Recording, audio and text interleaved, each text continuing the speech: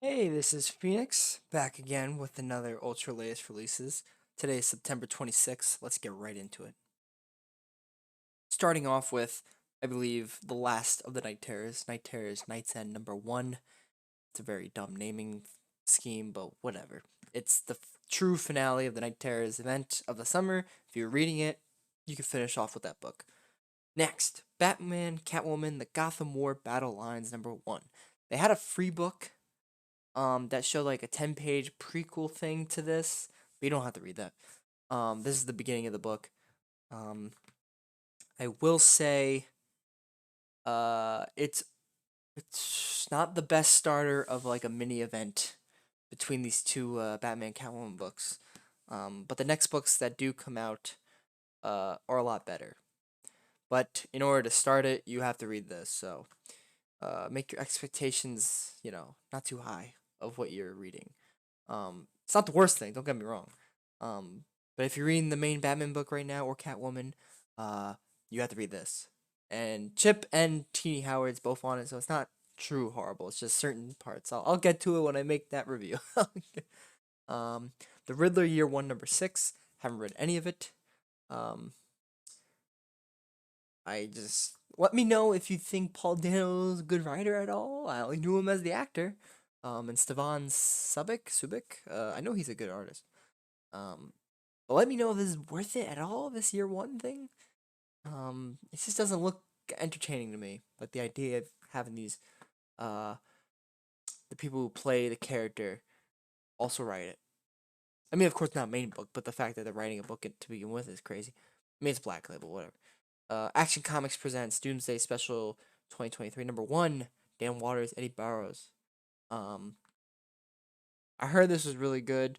Um, I probably will read this just to give you guys, what am I saying? My thoughts. But if you're a Superman fan to begin with, you'll probably be reading it because Dan Waters and Eddie Barrows pretty good team up. Uh, Sandman Universe, Nightmare Country, The Glass House. Okay, what the heck? That was weird. That Glass House number 4.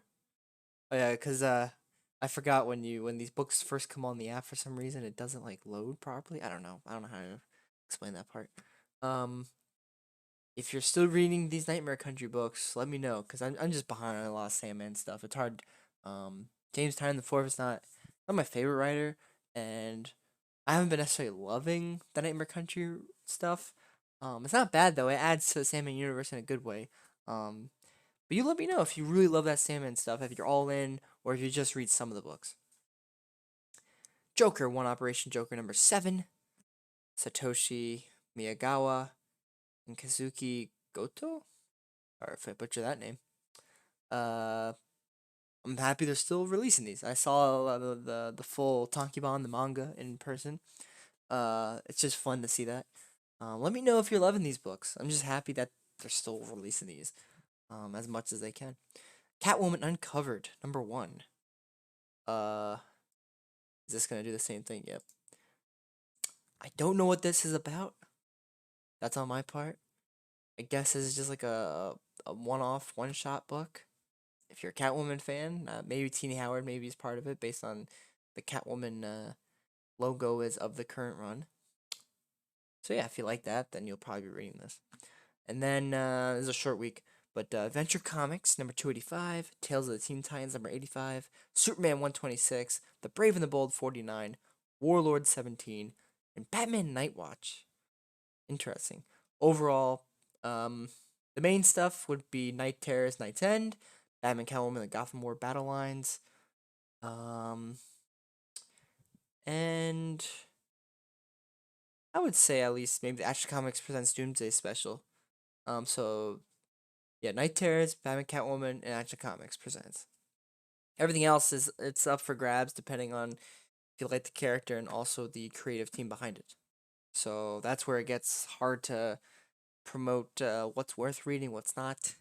'Cause these are all opinionated, So but I do my best. I try to be well. It's gonna be subjective, but try to be objective to a certain degree to let you know if it's actually like good quality or not.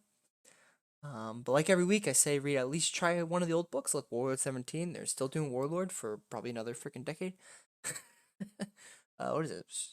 Strange sports stories. Wow, the good old stuff back in 1963. But yeah, when you read these old books, like they give you a perspective of what's happening now and like like if you think certain books are bad or good, but you can look back and see what they really were for those decades. But yeah, overall not the worst week, but those three I would recommend, and I will see you guys next week for another Ultra Age releases. See ya.